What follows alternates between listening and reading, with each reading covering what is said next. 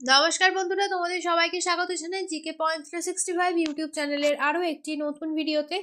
আজকে আমরা তোমাদের সাথে আলোচনা করব ডব্লিউবিপি কেপি কনস্টেবল 2024 এক্সামের জন্য গুরুত্বপূর্ণ আরও একটি জিকে কোয়েশ্চেন আনসারের মক টেস্ট ক্লাস নিয়ে। আজ আমাদের ক্লাস নাম্বার 23। এর আগে যে সমস্ত ক্লাসগুলি হয়েছে তাদের লিঙ্ক ডেসক্রিপশন বক্সে রয়েছে। তোমরা যদি এখনো সেই সমস্ত ভিডিও দেখে না থাকো তাহলে অবশ্যই সেই সমস্ত ভিডিও দেখে নিতে পারো। প্রত্যেকটি ভিডিওই তোমাদের জন্য ভীষণ গুরুত্বপূর্ণ, কারণ ভিডিওর মধ্যে থাকছে নানান প্রশ্ন এবং প্রশ্ন সংক্রান্ত অনেক তথ্য, যেগুলো বিভিন্ন কম্পিটিটিভ এক্সামের জন্যই কিন্তু গুরুত্বপূর্ণ। সেই কারণে শেষ পর্যন্ত তোমাদের ভিডিওটা অবশ্যই দেখতে হবে। তোমরা প্রশ্ন চলাকালীন সঠিক উত্তর কি হতে পারে আমাদের কমেন্টে জানাও এবং আমাদের উত্তরের সাথে মিলিয়ে দেখে নাও তোমাদের উত্তরগুলো ঠিক হচ্ছে কিনা। এর মাধ্যমে তোমাদের খুব ভালো একটা এক্সামের প্রিপারেশন হয়ে যাবে। ভিডিওটা যদি তোমাদের ভালো লাগে তাহলে একটা লাইক করো, সাথে তোমার বন্ধুদের সাথে ভিডিওটা শেয়ার করে দাও। তোমরা যদি আজকে আমাদের চ্যানেলে নতুন হয়ে থাকো, এখনো যদি চ্যানেলটি সাবস্ক্রাইব করে না থাকো, তাহলে অবশ্যই চ্যানেলটি সাবস্ক্রাইব করে পাশে থাকা বেল বাটনটা ক্লিক করে অল করে রাখো ফর অল নোটিফিকেশন, যাতে সবার প্রথমে আমাদের চ্যানেলের নোটিফিকেশন তোমাদের কাছে পৌঁছে যেতে পারে। তাহলে চলো বেশি দেরি না করে আজকের ক্লাসটা স্টার্ট করা যাক। প্রথমেই আমরা দেখে নিই আগের দিনে যেটি হোমওয়ার্কের প্রশ্ন ছিল, সেই প্রশ্নের সঠিক উত্তর কি হবে। ভারতবর্ষের যে ব্যাংক প্রথম এটিএম পরিষেবা চালু করে সেটি কোন ব্যাংক? অনেকেই এই প্রশ্নের সঠিক উত্তর কমেন্টে জানিয়েছো। এই প্রশ্নের সঠিক উত্তর হয়ে যাবে অপশন ডি, এইচএসবিসি ব্যাংক প্রথম ভারতের মধ্যে এটিএম পরিষেবা চালু করে। 1 নম্বর প্রশ্ন, বিক্রম সারাভাই স্পেস সেন্টার এটি কোথায় অবস্থিত?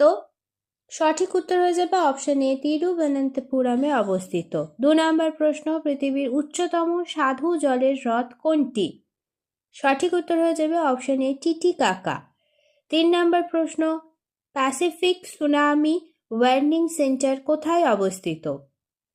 সঠিক উত্তর হয়ে যাবে অপশন সি, কোবেতে। নেক্সট, ভারতীয় সংবিধানের প্রথম সংশোধন আইন ড্যাশ সালে করা হয়েছিল?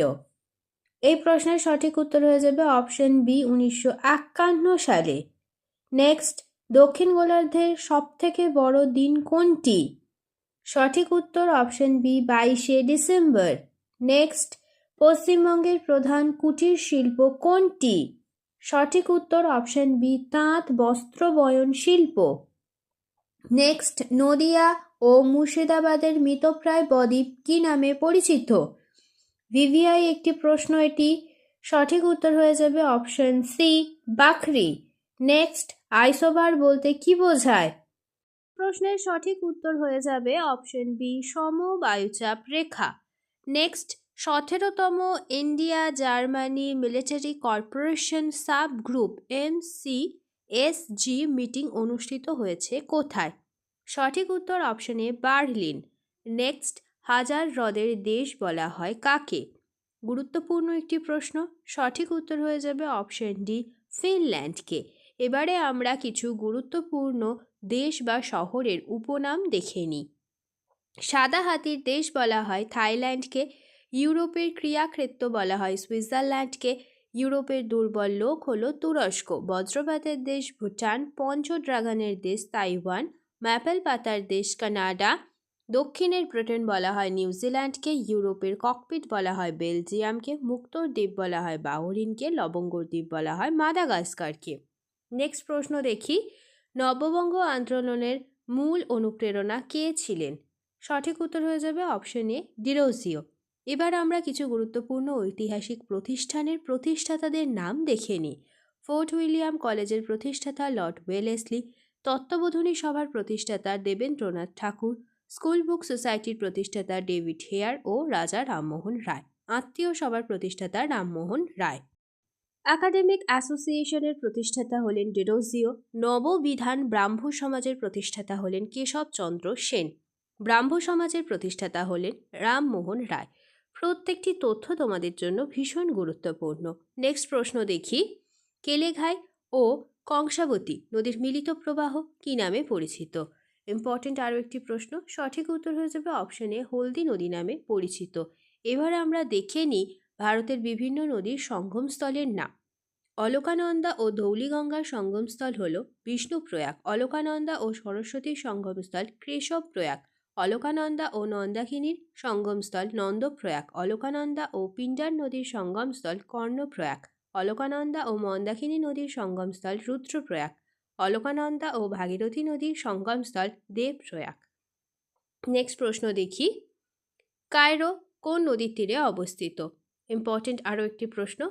সঠিক উত্তর হয়ে যাবে এই প্রশ্নের অপশন বি, নীল নদের তীরে অবস্থিত কায়রো। এবার আমরা কিছু গুরুত্বপূর্ণ নদী তীরবর্তী শহরের নাম দেখে নিই। আলেকজান্দ্রিয়া শহরটি আছে নীল নদের তীরে। আমস্টারডাম শহরটি আছে আমসেল নদীর তীরে। বুদাপেস্ট শহরটি আছে দানিউব নদীর তীরে। বাগদাদ শহরটি আছে টাইগ্রিস নদীর তীরে। রোম শহরটি আছে টাইবার নদীর তীরে। ব্যাংকক শহরটি আছে চাওফ্রায়া নদীর তীরে।